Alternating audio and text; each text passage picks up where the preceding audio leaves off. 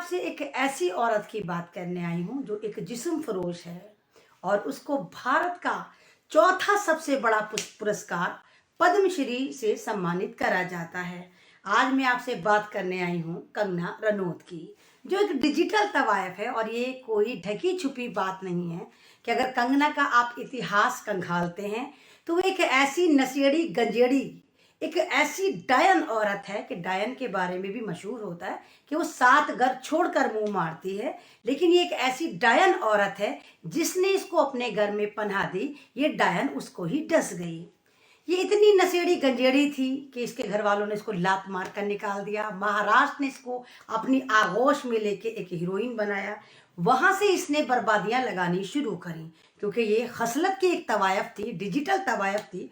Digital मैं इसलिए कहती हूँ कि पहले ज़माने में लोग कोठे पे जाया करते थे, अब लोग पिक्चर हॉल में जाते हैं, उल्टी सीधी खुराफाती मूवी देख कर आते हैं। और ये तो फ्री में सब कुछ खोल देती है। ये तो सिर्फ आप इसको टुकड़ा डालो, ये फ्री में सब कुछ खोल के आपके सामने एक्सपोज कर देगी।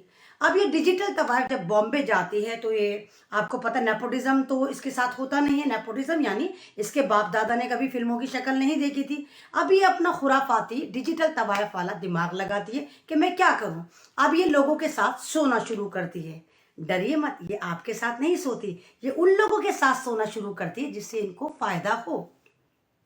उसी कड़ी में विक्रम भट्ट जुड़ते हैं। आपको पता है विक्रम भट्ट कौन है? आपको पता है कि एक बहुत बड़े सेलिब्रिटी रहे हैं ऋतिक रोशन, उनके साथ लिव इन में रहती है, उनका घर खराब कर देती है। आपको पता है शेखर सुमन बहुत बड़े कॉमेडियन हैं, उनके बेटे के साथ सोना शुरू करती है, उसका घर बर्बाद कर देती है। आपको पता है आदित्य पंचोली कौन है? उसके साथ सोती है, उसका घर खराब कर देती है। यानी ये बिस्तर बदल बदल कर ऊपर की तरफ जाती रहती है और इसका ये काम जारी रहता है। उसके बाद ये बिस्तर बदल कर, बिस्तर बोरिया उठाकर बीजेपी में ट्रांसफर हो जाती है, क्योंकि इसको पता है वहां पर बेचने के लिए इसके पास कुछ बचता नहीं है। सब लोगों को पता चल जाता है ये नशेड़ी गंजेड़ी है, लोग इससे बचना शुरू कर देते हैं। तो ये डिजिटल तवायफ अपना जो बिस्तर है वो गुफाओं की तरफ कर देती है। बीजेपी, भारतीय बलात्कार पार्टी, इसको मोस्ट वेलकम करती है। अब ये जितना भी अनाप शनाप है ये लोगों के बारे में बोलती है। कभी शाहीन बाग की औरतों को टारगेट करती है, कभी शाहीन बाग की बुजुर्ग लेडियों को, दादियों को टारगेट करती है कि ये 500 में मिल जाती है, क्योंकि ये जिस्म फरोश है।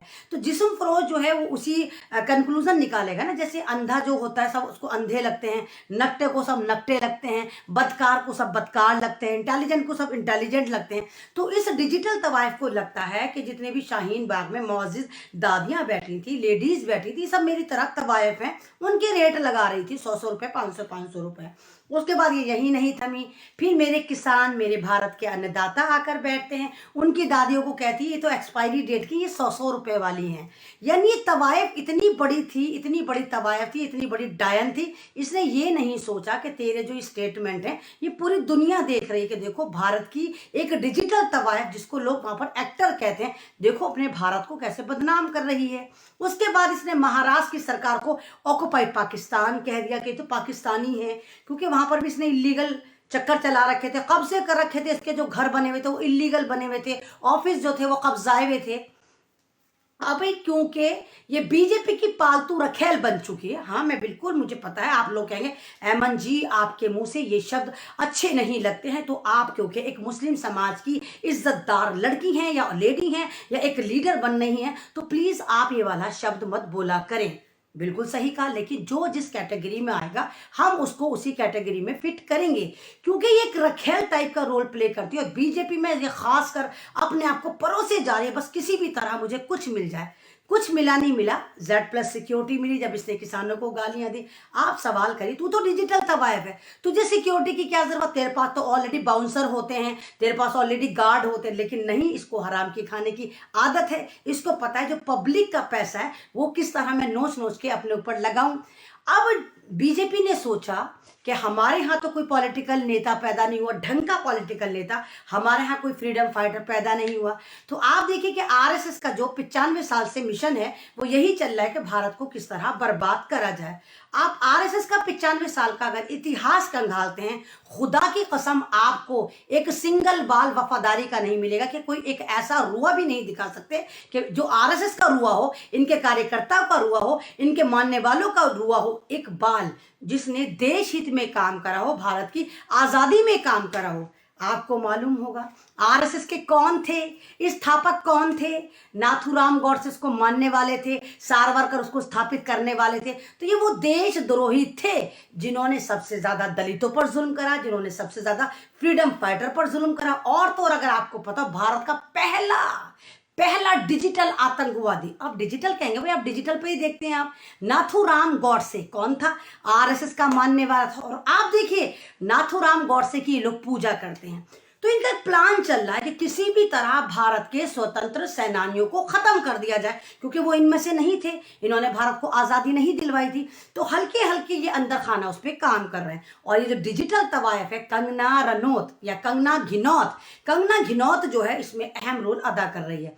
अब इसको पद्मश्री मिल गया भीख में ही मिला। बताइए पद्मश्री किसको मिलता है? ऐसे लोगों को मिलता है, ऐसे सिविल लोगों को मिलता है जिन्होंने समाज के लिए कुछ करा होता। इसको मिलेगा जिसने समाज में गंदगी फैलाई, इसको मिलेगा जिसने सिर्फ नंगपन मचाया, इसको मिलेगा जो तेरे मेरे बिस्तर गर्म करती फिरती है। कब से मिलने लग गया तवायफों को?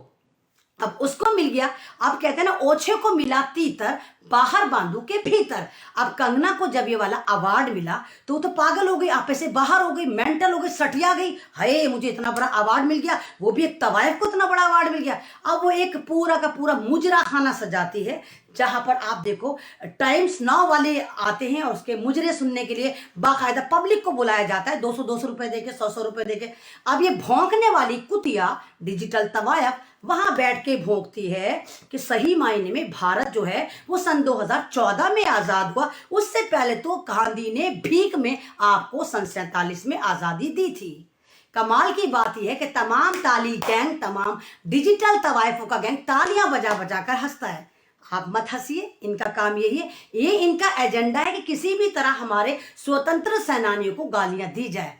अब आप बताइए क्या इस पर देशद्रोह का मुकदमा नहीं लगता कि जो आज़ादी खून देकर, अपनी जिंदगियां कुर्बान देकर, जो पूरे खानदानों को बर्बाद देकर भारत को आज़ादी मिली, ये डिजिटल तवायफ कंगना घिनौत कह रही है कि नहीं, वो भीख में मिली हुई आज़ादी थी जो तुम्हें गांधी ने परोसी थी। आज़ादी तो ये है जो मेरे भगवान मोदी जी ने तुम्हें दी है। कौन सी बात कर रही है? यानी ये कह रही है कि सन 2002 में जो वाजपेयी भी आए थे वो भी तुम्हें आजाद नहीं करा पाए। वाजपेयी कौन थे? अटल बिहारी वाजपेयी कौन थे? बीजेपी के नेता थे, बीजेपी के प्रधानमंत्री थे और एक कामयाब प्रधानमंत्री माने गए। उनको भी मतलब इसने डिसऑन कर दिया कि वो भी बर्बाद थे, उन्होंने भी तुम्हारे लिए कुछ नहीं करा। भक्तों के अज्ञानी भगवान, चाय वाले, ठरकी चौकीदार जो भारत में आया, जिसने बर्बादियां लगाई, वो तुम्हारा असल भगवान है, पनौती का भगवान है। अब जब इसने इतना बड़ा स्टेटमेंट दिया, क्या इस पर देशद्रोह का मुकदमा नहीं लगना चाहिए? क्या इसने गांधी को गाली दी, भगत सिंह को गाली दी, अशफाकुल्ला को गाली दी और भारत के इतने बड़े बड़े रहनुमाओं को, इतने बड़े बड़े लीडरों को गाली दी? क्या इस पर देशद्रोह का मुकदमा नहीं लगना चाहिए? जनाब बिल्कुल लगना चाहिए। क्या आपको डिमांड नहीं करनी चाहिए कि इसका पद्मश्री भूषण इसके पास से नोच कर वापस ले लिया जाए? इसकी तो कोई इज्जत है नहीं भाई, ये तो डिजिटल तवायफ है। लेकिन उस अवार्ड की बेइज्जती है। ऐसी घटिया औरत को, ऐसी डिजिटल तवायफ को अगर वो अवार्ड दे दिया जाए तो वो उस अवार्ड की बेहुरमती है। अब भारत के इतिहास में सन 2014 के बाद पद्मश्री अवार्ड की लगातार बेइज्जती हो रही है। लगातार घटिया लोगों को चुन चुनकर ये सरकार वो अवार्ड दे रही है, खासकर अपने पालतू कुत्तों को, कुतियों को वो अवार्ड से नवाज रही है। तो अब ये वाला हौसला भी कर लिया भाई, ये वाला हौसला भी मेरी महाराष्ट्र सरकार ने करा। सैल्यूट यू महाराष्ट्र सरकार, महाराष्ट्र गवर्नमेंट, बॉम्बे पुलिस, वहां पर इस डिजिटल तवायफ और कंगना घिनौत पर पूरा एक मुकदमा दर्ज हो चुका है, देशद्रोह का मुकदमा दर्ज हो चुका है। और अनकरीब अगर ये मुकदमा कामयाब रहा तो इंशाल्लाह ये जेल के पीछे होगी। और दुआ करिए कि पूरी जिंदगी इसकी चक्की काटने में गुजरे। मतलब जिस भारत में आप नाम पे पहचाने जा रहे हैं, जिस भारत में आपको मुसलमान होना, दलित होना सजा है, और यहाँ पर ये आपको भगवा आतंकवादी, भगवा फर्जी देश भक्त जो बनते हैं आपको मार रहे हैं, आपकी मॉब लिंचिंग कर रहे हैं, वहां पर ये सरकार अंधी हो जाती है। और जहां पर ये डिजिटल तवायफें मुंह भर भर के हमारे गांधी जी को गाली दे रही हैं, हमारे अशफाकुल्ला को, हमारे भगत सिंह को और हमारे तमाम स्वतंत्र सेनानियों को गाली दे रही है, इस पर कोई कार्रवाई नहीं होगी इंशाल्लाह जरूर होगी। अब वरुण गांधी का नाम आपने सुना होगा। हाँ, बिल्कुल सही, वरुण गांधी राजीव गांधी के बड़े भाई, संजय गांधी के बेटे, प्रियंका गांधी के भाई, कजिन भाई, राहुल गांधी के कजिन भाई, नेहरू परिवार के पोते, नेहरू जी इंदिरा गांधी के पोते, उन्होंने जो बीजेपी में शामिल है, वो मेरी पार्टी में नहीं है। खैर मेरी तो खैर कोई पार्टी नहीं है, वो कांग्रेस में नहीं है, वो दूसरी पार्टी में नहीं है। उन्होंने भी एक ट्वीट कर दिया। उन्होंने कहा ऐसे ऐसे जाहिल लोग जो स्वतंत्र सेनानियों को गालियां दे रहे हैं, उनके दिमागी दिवालेपन पे मुझे हैरत होती है, तो ये पागल हैं या देशद्रोही हैं।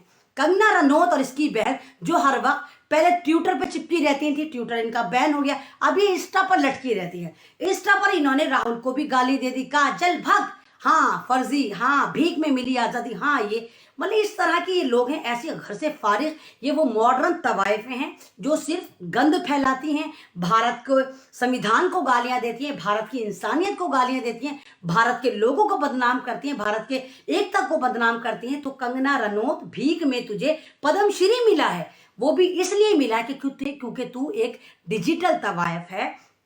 तेरे मुजरे बीजेपी के अंगना में चलते हैं, तू तो अधनंगी है।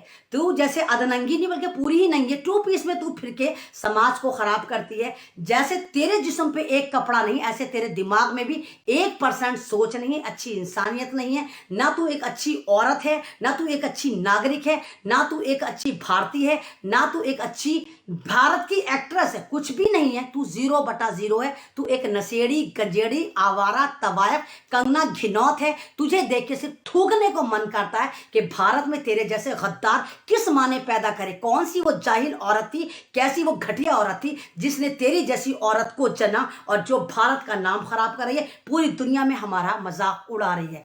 तो कंगना रनौत से वाला प्राइज वापस लेना चाहिए, क्योंकि पद्मश्री अवार्ड इज्जतदार लोगों को मिलता है, तवायफों को तो बिल्कुल भी नहीं मिलता। और ऐसी तवायफ जो जानबूझ के अपना जिस्म बेचती हो, जानबूझ के लोगों के घर खराब करती हो, तवायफ रात के अंधेरे में काम करती है। तवायफ वो होती है जो मजबूरी में अपना जिस्म बेचती है। तवायफ वो होती है जो बताती भी नहीं है कि मैं रात के अंधेरे में क्या काम कर रही हूँ। और ये मॉडर्न, ये डिजिटल तवायफ सीना ठोक के कहती है कि हाँ मैं तवायफ हूँ।